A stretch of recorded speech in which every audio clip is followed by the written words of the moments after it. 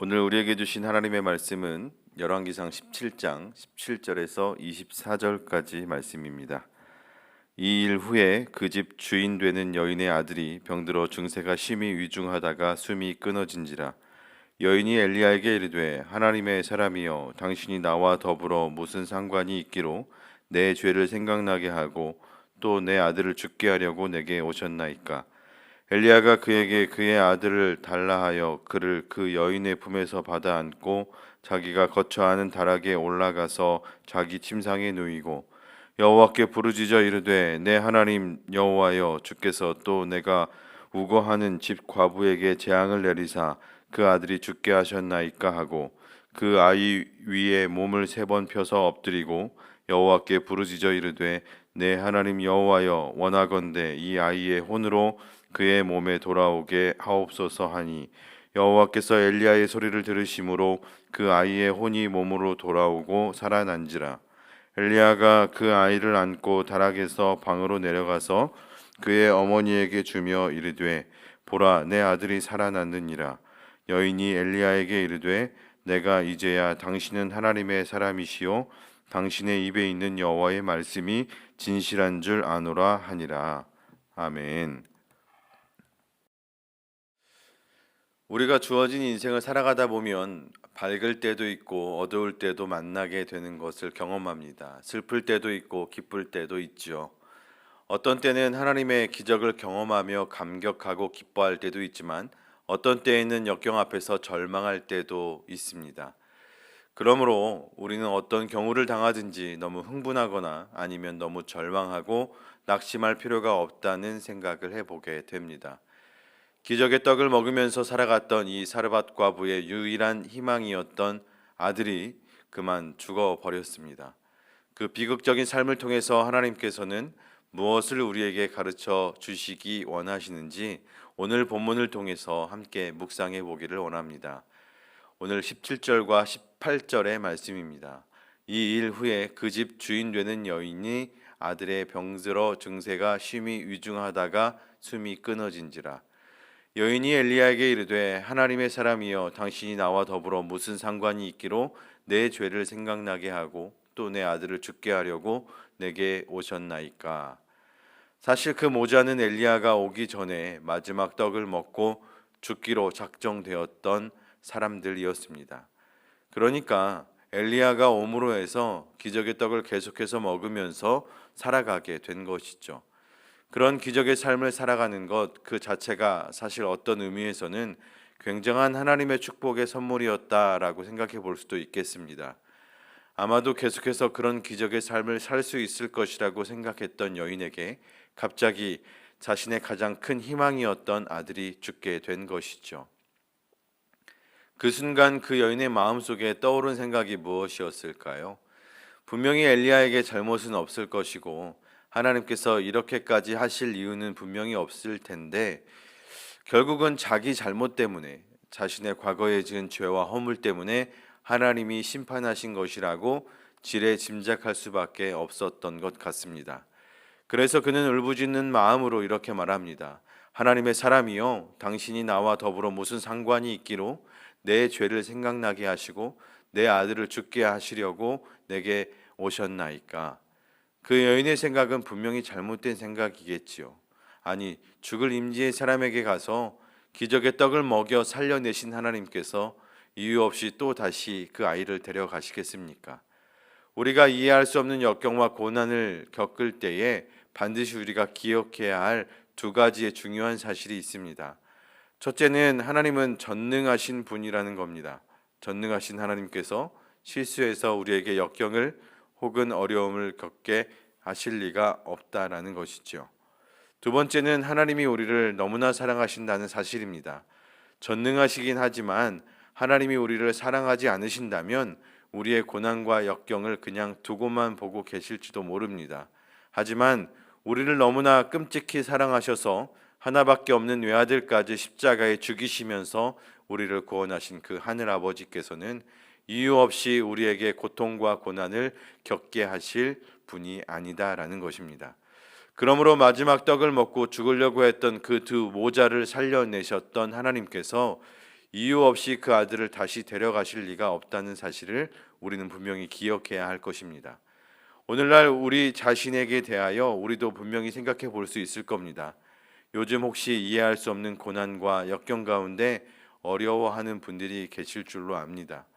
두 가지를 꼭 기억하시기를 바랍니다. 하나는 하나님은 전능하신 분이라는 것이고요. 그래서 그 하나님이 실수하셔서 그런 어려운 역경에 몰아넣었다고 생각하지 않으셨으면 좋겠습니다. 두 번째는 하나님은 사랑이십니다. 이유 없이 우리에게 그 어려운 고난을 겪게 하실 리가 없다라는 사실을 기억하시기를 바랍니다. 저는 이 두 가지를 분명하고 확실하게 믿건대 우리가 이 확신을 가지고 나아가기를 간절히 소망합니다. 지금 내가 겪고 있는 이 고난에는 나는 지금 이해할 수는 없지만, 깨달을 수는 없지만 하나님 나름대로의 깊으신 경륜과 뜻, 그리고 내가 알지 못하는 하나님의 뜻이 분명히 담겨 있음을 기억할 수 있는 우리가 될 수 있기를 바랍니다. 하나님은 내가 깨닫지 못하고 알지 못하지만 지금 내게 이런 시련과 역경을 당하게 하시는 깊으신 뜻과 경륜이 있어서 분명히 우리에게 허락하여 주신 줄로 믿습니다. 로마서 8장 28절의 말씀은 우리에게 이렇게 전하고 있지요. 하나님을 사랑하는 사람들, 곧 그의 뜻대로 부르심을 입은 사람들을 위하여 하나님께서는 지금도 모든 것이 합하여져서 가장 좋은 것을 만들어 가고 계십니다라고 우리에게 전하고 있습니다. 모든 것을 합하여 좋은 것뿐만 아니라 나쁜 것까지도요. 이것을 우리가 믿을 수 있기를 바랍니다. 그리고 이 말씀에 위로도 받으시기를 바랍니다. 하나님의 사람 엘리야에게도 그 아이가 죽은 사건은 아마도 충격적이고 놀라운 사건으로 그에게 다가왔을 겁니다. 아마 그는 간절한 마음으로 그 죽은 아이를 품에 안고 하나님 앞에 나아가 간절히 기도했을 것입니다. 이 집안의 가장 유일한 희망인 아들을 왜 하나님께서 데려가셨을까? 그 자리에 있었던 그들은 충분히 하나님의 섭리를 깨닫지는 못했을 겁니다. 하지만 엘리야는 아이의 죽음 앞에서도 절망하지 않습니다. 그를 하나님의 전능하신 능력의 손에 온전히 맡겨드리며 기도하기 시작합니다. 오늘 21절과 22절의 말씀인데요. 그 아이 위에 몸을 3번 펴서 엎드리고 여호와에게 부르짖어 이르되 내 하나님 여호와여 원하건대 이 아이의 혼으로 그의 몸에 돌아오게 하옵소서 하니 여호와께서 엘리야의 소리를 들으심으로 그 아이의 혼이 몸으로 돌아오고 살아난지라. 여호와여 원하건대 이 아이의 혼으로 그의 몸에 돌아오게 하옵소서. 오늘 엘리야의 기도가 참으로 놀랐습니다. 기도할 때 하나님을 부를 때 내 하나님 여호와여 하고 하나님께 울부짖으며 기도하고 있다는 사실이죠. 그렇습니다.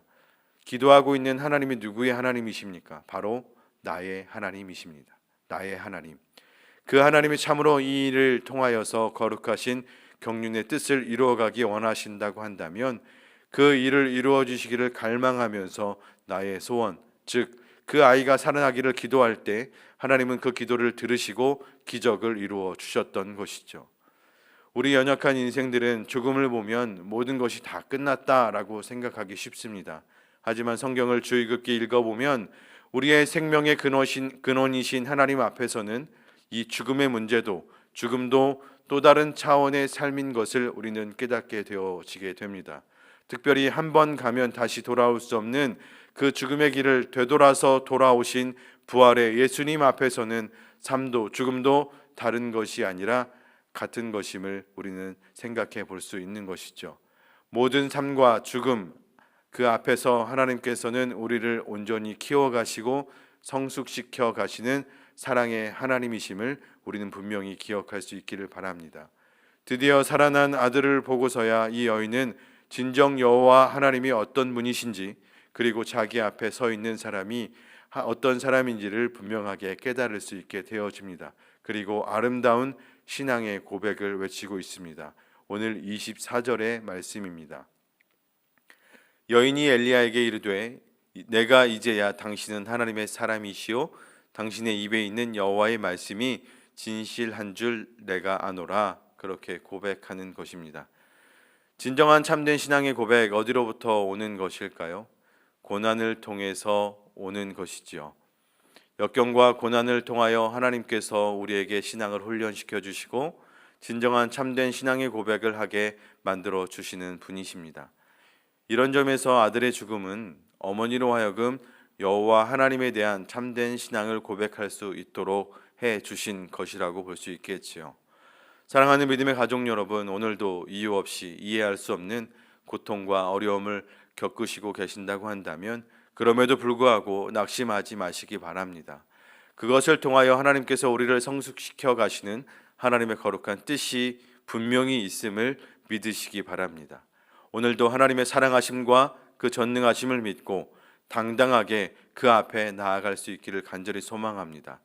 주님께서 우리의 인생을 하나님의 뜻대로 인도하여 가 주실 줄로 믿습니다. 기도하겠습니다.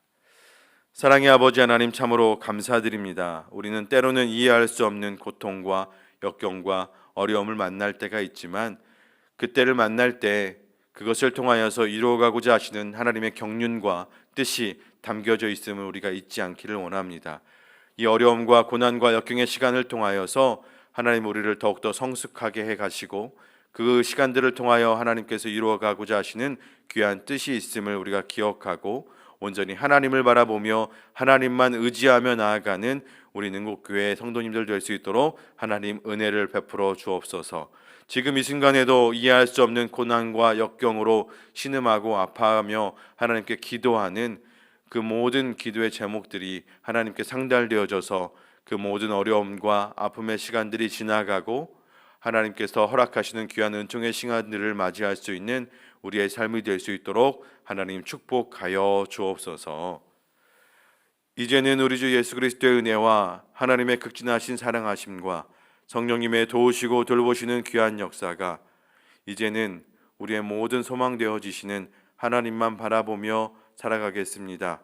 그리고 그 어떤 역경과 고난에도 좌절하지 않고 온전히 이겨나가며 승리하며 살아가겠습니다. 다짐하고 결단하는 하나님의 사랑하는 모든 백성들 머리 위에 이제로부터 영원까지 함께 하시기를 간절히 축원하옵나이다.